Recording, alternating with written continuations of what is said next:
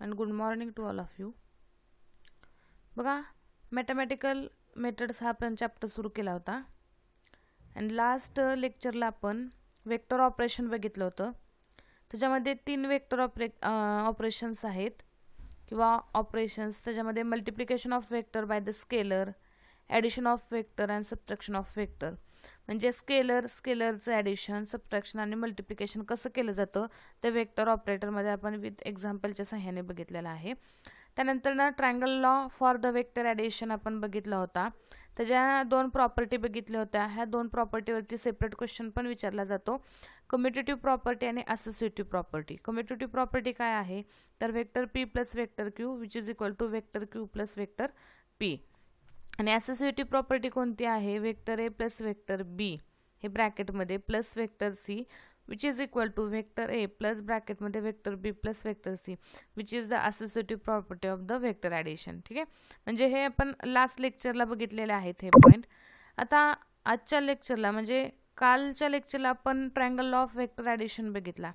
आता आज आपण law of parallelogram of vectors बघणार आहे. आता हा जो law of parallelogram of vector आहे ह्याचा तुम्हाला फिजिक्सच्या लॅबमध्ये एक एक्सपेरिमेंट आहे, मोठा एक्सपेरिमेंट आहे. आणि त्या एक्सपेरिमेंटमध्ये तुम्हाला जे व्हॅल्यू फाइंड करायचं असतं त्याचंच हे डेरिव्हेशन आहे आपण बघणार आहोत. बघा triangle law of vector addition त्याचं स्टेटमेंट काय आहे. If the 2 vectors of the same type originating from the same point are represented in magnitude and direction by the 2 adjacent side of the parallelogram, then their resultant vector is give the magnitude and direction by the diagonal of a parallelogram starting from the same point. आता या diagram नुसार मी तुम्हाला सांगते बघा. If the P and Q which is the 2 vector and which is originating from the same point O having the same magnitude and direction, then their resultant of the parallelogram is diagonal of the parallelogram which is the starting from the same point having the same magnitude and direction. म्हणजे आपण काय केले हे 2 vector consider केलेत. ओ ह्या same point मधून ते originating होतात आणि मग ह्या जो पॅरलेलोग्राम दिसतोय तुम्हाला ह्या पॅरलेलोग्रामचा जो हा डायगोनल आहे ओसी, हा डायगोनल म्हणजेच तो पॅरलेलोग्रामचा काय असतो रिझल्टंट असतो and which is also starting from the same point. म्हणजे 2 वेक्टर ज्या पॉईंटमधून स्टार्ट होतात त्या पॉईंटमधूनच स्टार्ट होतात आपण हे बघितलं. मग आता ओ ए सी बी हा काय झाला पॅरलेलोग्राम झाला. ओके, मग हे झालं आपलं काय आपण बघितलेलं आहे स्टेटमेंट. त्यानंतर ना त्याला तुम्हाला प्रूफ आहे, तुम्हाला परीक्षेला क्वेश्चन विचारला जातो state the law of parallelogram of vector and find the expression for the resultant of parallelogram म्हणजे आर साठी आणि अनदर डायरेक्शनसाठी विचारलं जातं. ठीक आहे, आता आपण प्रूफ बघूया पॅरलेलोग्राम. आता डायग्राममध्ये जे दिलेलं आहे बघूया. डायग्राममध्ये OC which is equal to vector P and OB which is equal to vector Q represent the 2 side of the parallelogram. ठीक आहे, and theta is the angle made. मी ते सांगते आता काय केले बघा. वेक्टर P आणि वेक्टर Q म्हणजे vector OA which is equal to vector P and vector OB which is equal to vector Q and which is the 2 side of the parallelogram. Then vector OC which is equal to vector R and which is the resultant means diagonal of the parallelogram. मग आपण हे फक्त हे जे explanation डायग्रामचं आहे ते explanation आपण काय लिहितो एक्सप्लेनेशनमध्ये लिहितो. ह्याला तुम्हाला हाफ मार्क असतो एक्सप्लेनेशनला, 1 मार्क असतो तो स्टेटमेंटला, हाफ मार्क एक्सप्लेनेशनला, हाफ मार्क डायग्रामला आणि राहिलेला 1 मार्क तुमच्या डेरिव्हेशनला आहे. ओके, मग आता बघा आपण काय केलेलं आहे. आता ओ ए सी बी हा झाला पॅरलेलोग्राम. त्याच्यामध्ये वेक्टर पी आणि क्यू हे पॅरलेलोग्रामच्या 2 साइड आहेत आणि वेक्टर आर हा त्याचा डायगोनल आहे. देन इथं तुम्हाला जे डॉटेड लाईनमध्ये दिसते ते आपण कन्स्ट्रक्शन केले. कन्स्ट्रक्शन मीन्स तुम्ही मराठीत म्हणता रचना आपण केलेली आहे. ठीक आहे, we draw the perpendicular from point C on axis O A means here we draw the perpendicular on axis O A at the point D. म्हणजे ओ या ॲक्सिसवरती सी ह्या पॉईंटमधून एक परपेंडिक्युलर टाकला आणि तिथं जो पॉईंट आला त्याला नाव दिलं आपण डी ए, म्हणजे इथं डी नाव दिलं. ओके, मग आता बघा आपण काय करणार आहे. आता first we consider the in right angle triangle O D C. बघा आता कोणता ट्रायंगल आहे तो ओ डी सी हा जो तुम्हाला पूर्ण दिसतोय ओ डी सी हा जो एवढा पूर्ण सगळा ट्रायंगल दिसतोय तो राईट अँगल ट्रायंगल आपण कन्सिडर करणार आहे आणि त्याच्यावरती पायथागोरसचं प्रमेय जे आहे ते आपण काय करणार आहे, पायथागोरस थेरम अप्लाय करणार आहे. आता पायथागोरस थेरम काय आहे तर आपण काय सांगतो, ह्या ट्रायंगलच्या ज्या दोन साईड आहेत त्या साईडच्या स्क्वेअर आणि त्याची sum which is equal to हायपोटेनिसचा स्क्वेअर असं आपण सांगतो. ओके, आता ODC ह्या ट्रायंगलमध्ये आपण काय लिहिले, त्याचा हायपोटेनिस कोणता, हायपोटेनिस मीन्स कर्ण कोणता आहे, OC. OCचा square which is equal to OD square plus DC square, ह्या दोन साईडच्या स्क्वेअरची sum which is equal to hypotenuse आपण ते दाखवलं. Okay, OC square which is equal to OD square plus DC square. But from this diagram OD is the sum of OA plus AD. Now we put the value of OD is the OA plus AD. Then OC square which is equal to, बघा OD ची value काय आपण put up केलेले आहे, OA plus AD आणि हा ब्रॅकेटचा square. OD ची व्हॅल्यू ही पुटअप केली, ब्रॅकेटचा स्क्वेअर आहे असाच, प्लस DC स्क्वेअर. इथं OC स्क्वेअर आपण कन्सिडर केले, इथं OC square which is equal to OD म्हणजेच OA प्लस AD ब्रॅकेटचा स्क्वेअर प्लस DC स्क्वेअर झालं. ओके, मग आता बघा आपण OC square is as it is, then OA plus AD ब्रॅकेटचा स्क्वेअर. मग आपल्याला एक फॉर्म्युला माहिती आहे, A प्लस B ब्रॅकेटचा स्क्वेअर, त्याचं एक्सपान्शन कसं केलं जातं, A square plus B square plus twice AB ह्याप्रमाणे केलं जातं. मग आपण याला OA ला A म्हणायचं आणि AD ला B म्हणायचं आणि एक्सपान्शन करायचं, म्हणजे काय येणार आहे, OA square plus twice OA AD plus AD square आणि हा प्लस DC स्क्वेअर हा काय आला, ॲज इट इज आला. कळालं का, काय कन्सिडर केलंय आपण, ODC हा ट्रायंगल कन्सिडर केलेला आहे. मग पायथागोरस थेरम अप्लाय केल्यानंतर OC square which is equal to OD square plus DC square आलं. मग OD हे काय आहे, OA प्लस AD त्याचा सम आहे, मग ते काय केलं आपण लिहिलं. आता त्यानंतर पुढं काय केलंय बघा, हे आपण DC स्क्वेअर आहे असंच लिहिलं. In right angle triangle ADC, आता आपण C पासून परपेंडिक्युलर टाकला OA ॲक्सिस वरती, म्हणून ते एक राईट अँगल ट्रायंगल तयार झाला ADC. आता ADC झाला तयार ट्रायंगल, तर त्याच्यावरती जर आपण पायथागोरस थेरम अप्लाय केलं तर कसं येणार आहे बघा, दोन साईड कोणत्या आहेत, ADचा स्क्वेअर प्लस DCचा square which is equal to हायपोटेनिसचा स्क्वेअर म्हणजे ACचा स्क्वेअर, बरोबर, AD square plus DC square which is equal to AC square. मग आपण इथं लिहिले बघा, ADC ह्या ट्रायंगलनुसार AD square plus DC square which is equal to AC square. मग आता आपण काय करणार आहे, OC square which is equal to OA square. ठीक आहे, आता आपण इथं AD square plus DC square हे जे तुम्हाला दिसते AD square plus DC square आणि इथं पण आहे AD square plus DC square, त्याची व्हॅल्यू काय भरणार, AC स्क्वेअर. म्हणजे ह्या दोन्ही टर्मसाठी इथे AC स्क्वेअर व्हॅल्यू पुटअप करणार आणि हे इक्वेशन आहे असंच लिहिले, त्याला आपण इक्वेशन 1 म्हणले. मग बघा OC स्क्वेअर आहे असा आला, OA स्क्वेअर आला प्लस ट्वाईस OA AD आलं आणि AD DC स्क्वेअर त्याच्याबद्दल काय लिहिलं, AC स्क्वेअर लिहिलं, त्याला इक्वेशन 1 म्हणलं. ठीक आहे, आता इक्वेशन 1 म्हणल्यानंतर ना आपण काय केलंय बघा, डायग्रामनुसार OA म्हणजेच काय, वेक्टर P आहे, AC म्हणजे वेक्टर OB आहे Q आणि OC म्हणजे वेक्टर R आहे. ठीक आहे, म्हणजे हे लिहिले वेक्टर OA म्हणजे वेक्टर P, वेक्टर OB म्हणजे वेक्टर Q आणि वेक्टर OC म्हणजे वेक्टर R. आता हा पॅरलेलोग्राम आहे, म्हणजे हा Q असेल तर ही साईड पण Q असणार, हा P असेल तर ही साईड सुद्धा B असणार. ठीक आहे, मग त्यानुसार आपण हे लिहिलेलं आहे इथं.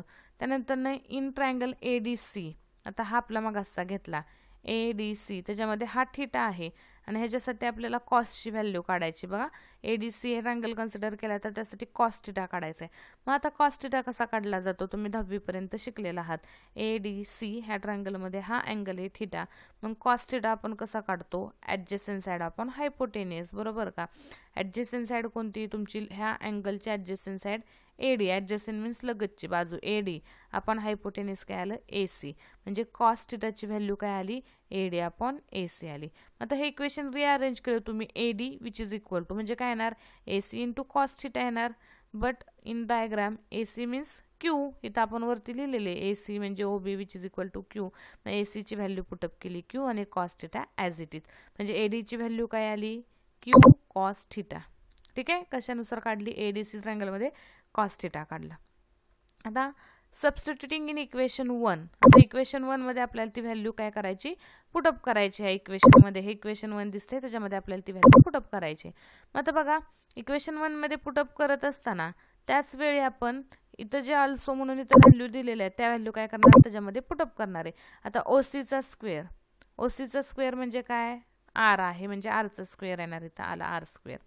ओ ए म्हणजेच काय पी, म्हणजे इथं पीचा स्क्वेअर आला. आता ट्वाईस पी आला.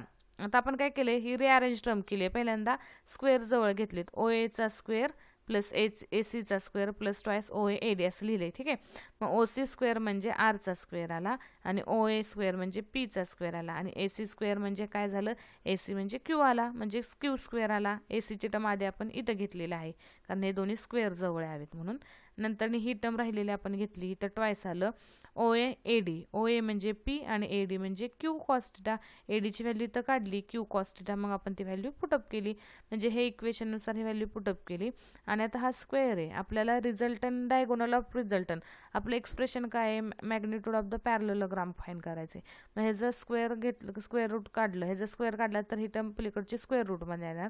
म्हणून R which is equal to square root of P square plus Q square plus twice P Q cos theta. And this equation is the magnitude of the parallelogram. Equation 2 gives the magnitude of resultant vector R. मग हा जो formula आहे हा तुम्हाला प्रॅक्टिकलला formula आहे आणि ह्याच्यावरून तुम्ही रिझल्टंट व्हॅल्यू आर फाइंड केली जाते. सोपं डेरिवेशन आहे बघा. हा पॅरलोग्राम आहे, कसं कन्स्ट्रक्शन केले लक्षात ठेवा. सोपं आहे. पहिल्यांदा मोठा ट्रायंगल, पायथागोरस थेरम अप्लाय आपण केलेला आहे. आणि हे जर तुम्ही नीट म्हणजे मॅथमॅटिकल टर्म्स आहेत, ह्या तुम्ही नोट्स काय करायच्यात, लिहून काढायच्यात आणि नोट्स लिहून काढल्यानंतर त्याचं प्रॅक्टिस करायचे. मॅथमॅटिकल टर्मचं प्रॅक्टिस केल्याशिवाय तुम्हाला कळणार नाही, त्यामुळे तुम्ही ते लिहून काढा, प्रॅक्टिस करा. कळालं नसेल तर तुम्ही ते विचारू शकता. मग आता ह्याच्यावरती क्वेश्चन कसा विचारला जातो, पहिला क्वेश्चन असा विचारला जाईल, state the law of parallelogram, म्हणजे 2 मार्काला विचारलं जाईल. ठीक आहे, तसं नाही विचारलं तर state the law of parallelogram and find the expression for the magnitude of resultant R. आणि मॅग्निट्यूडचं एक्सप्रेशन विचारलं तर आरला मॅग्निट्यूड म्हणतात, म्हणजे ही एवढं एक्सप्रेशन फाइंड करायचं मॅग्निट्यूडसाठी. म्हणजे 1 मार्काला 3 मार्काचा हा प्रश्न असेल, 1 मार्काला स्टेटमेंट विचारलं जाईल आणि 2 मार्काला हे पूर्ण डेरिवेशन. पण त्या 2 मार्कामध्ये हाफ मार्काला एक्सप्लेनेशन, हाफ मार्काला डायग्राम आणि 1 मार्काला हे राहिलेलं डेरिवेशन. हे मॅग्निट्यूडसाठी झालं. आता मॅग्निट्यूड फाइंड केल्यानंतर ना आपल्याला त्याची डायरेक्शन सुद्धा फाइंड करता येते. वेक्टरला मॅग्निट्यूड आणि डायरेक्शन दोन्ही सुद्धा असतं. आपण स्केलर आणि वेक्टर बघितलेला आहे, म्हणजेच आपण लॉ पॅरलोग्राम बघितला, त्याचं स्टेटमेंट बघितलं, त्यानंतर मॅग्निट्यूडचं एक्सप्रेशन बघितलं. मॅग्निट्यूडचं एक्सप्रेशन काय आलं, R which is equal to square root P square plus Q square plus twice P Q cos theta which is the magnitude of the parallelogram of resultant R. मग आता आपल्याला direction find करायची बघा. Direction of resultant vector, to find the direction of resultant vector we will have to find the angle alpha made by the r with p. मग आता ह्या डायग्रामनुसारच आपण घेणार आहे.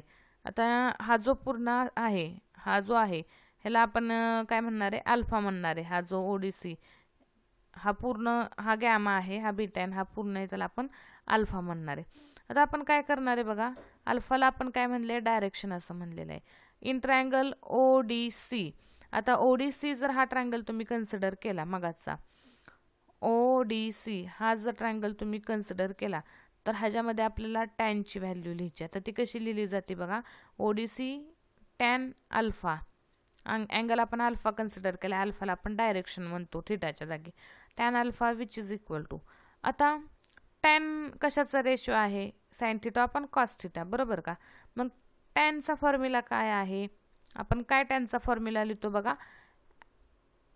आता हा जर तुम्ही कन्सिडर केला, हा ट्रायंगल ओ डी सी, आता ओ डी सी कन्सिडर केला तर हा तुमचा हाईतला अँगल आहे. मग आता टॅन लिहिताना तुम्ही काय करता, adjacent side upon opposite side, म्हणजे इथं तुमची व्हॅल्यू काय आली, D C upon O D, म्हणजेच काय आलं बघा इथं, D C upon O D. मग आता तुम्ही काय कन्सिडर केला, टॅनची व्हॅल्यू काढली, D C upon O D काढली. मग आता D C upon O D काढल्यानंतर ना तुमचं एक्सप्रेशन कसं येणार आहे, D C upon O D. मग डी सी आहे असंच लिहिलं. मग असेच आपण बघितले ओ डी सम कशाचे आहे, ओ ए प्लस ए डी, डायग्राममध्ये तुम्ही बघितलं तुम्हाला कळेल. ठीक आहे, मग आता आपण काय करणार आहे, साइन थिटाची व्हॅल्यू काढणार आहे. कुठल्या ट्रायंगलसाठी तर ए डी सीसाठी काढणार आहे. आता ए डी सीसाठी जर साइन थिटा काढला, ए डी सी ह्याच्यासाठी साइन थिटा काढला तर तुम्ही काय लिहिणार आहे, हा थिटा आहे, त्याच्या अपोजिट साईड काय आहे, D C upon A C hypotenuse येणार. साइन थिटाची value D C upon A C आली. मग आता इथं तुम्ही साइन थिटा काढलेला आहे, DC अपॉन AC. मग हे expression DC equal to rearrange केलं तर AC कॉस थिटा येणार आहे, पण AC ची व्हॅल्यू काय आहे, Q आहे, म्हणजे DC ची व्हॅल्यू आली Q साइन थिटा. आणि अल्सो हे आपण वरती काढले AD which is equal to Q sine theta, मग अशीच आपण कॉस थिटाची व्हॅल्यू काढली तेव्हा. आणि OP म्हणजे vector P. Substitute in equation 3 then we get, हे इक्वेशन 3 मध्ये आपण ह्या व्हॅल्यू पुटअप करू. मग आता tan alpha which is equal to DC ची व्हॅल्यू काय पुटअप करणार आहे आपण, Q साइन थिटा पुटअप करणार आहे. आणि OA प्लस AD, मग OA प्लस AD, OA ची व्हॅल्यू काय आहे P, आणि AD म्हणजेच काय आलं Q कॉस थिटा आलं, म्हणजे P plus Q cos theta आलं. मग आता ह्याच्यामध्ये टॅन थिटा नाही तर अल्फाला आपण डायरेक्शन म्हणतो, म्हणून अल्फा म्हणून आपल्याला इक्वेशन काढायचं आहे, म्हणजे टॅन इकडे गेला इनवर्स होणार. Alpha which is equal to tan inverse Q sine theta upon P plus Q cos theta. And this expression give the direction of resultant vector R. मग मॅग्निट्यूडचं एक्सप्रेशन काय, R equal to square root P square plus Q square twice P Q cos theta. आणि डायरेक्शनसाठी alpha equal to tan inverse Q sine theta upon P plus Q cos theta. ठीक आहे, इथपर्यंत आलं. आता हे आल्यानंतर ना equation 4 gives the direction of resultant vector R. आणि बीटासाठी जर सिमिलरली असंच इक्वेशन काढलं तर बीटासाठी काय येणार आहे, अल्फाच्या जागी बीटा म्हणायचा टॅन इनवर्स, जिथं P आहे तिथं Q म्हणायचा आणि Q आहे तिथं P म्हणायचा, म्हणजे इथं काय येणार आहे P साइन थिटा आपण काय येणार आहे Q plus P cos theta. आणि हे बीटासाठी सेम तसंच एक्सप्रेशन, ह्याचं डेरिव्हेशन फाइंड करायची गरज नाही आहे. म्हणजे बघा आजच्या लेक्चरमध्ये आपण एकच पूर्ण डेरिव्हेशन बघितलेलं आहे. हा मॅथमॅटिकल पार्ट असल्यामुळं आपण हे पूर्ण एक डेरिव्हेशन घेतलेलं आहे तुम्हाला अंडरस्टँडिंग होण्यासाठी. मग आपण लॉ ऑफ पॅरलोग्राम बघितलं, त्याचं डेरिव्हेशन बघितलं, त्या डेरिव्हेशनमध्ये आपण रिझल्ट आणि R फाइंड केला, आणि मॅग्निट्यूडसाठी सुद्धा आपण एक्सप्रेशन फाइंड केलेलं आहे. आता हे तुम्ही काय करायचं, हे ह्या लेक्चरची मी PDF लिंक बरोबर पाठवते, तुम्ही ते काय करा वहीमध्ये तुमच्या नोटबुकमध्ये लिहून काढा. लिहून काढल्यानंतर ते 2-3 वेळा सॉल्व करा, त्यानंतर तुम्हाला ते कळेल. त्यानंतर तुम्हाला आजचा असाइनमेंट आहे ते मी सेंड करते, ते असाइनमेंट तुम्ही सॉल्व करून मला पाठवा. आणि ज्या विद्यार्थ्यांना काही शंका असतील किंवा काय, आता काय होतंय तुम्ही कॉल केल्यानंतर ना बऱ्याच जणांचे नंबर असतात, त्यामुळे ते लक्षात येत नाही कोणी फोन केला, आणि सगळ्यांचे आम्हाला काही नावं माहीत नाहीत. त्यामुळे तुम्हाला जर काही प्रॉब्लेम शंका असेल तर तुम्ही काय करा, व्हॉट्सअपवरती मेसेज करा आणि त्याच्यावरती काही शंका असतील तर ते विचारा, मग मी तुम्हाला सांगते. ह्या पुढचं नेक्स्ट वीकमध्ये आपण नेक्स्ट लेक्चर बघूया. Okay, thank you.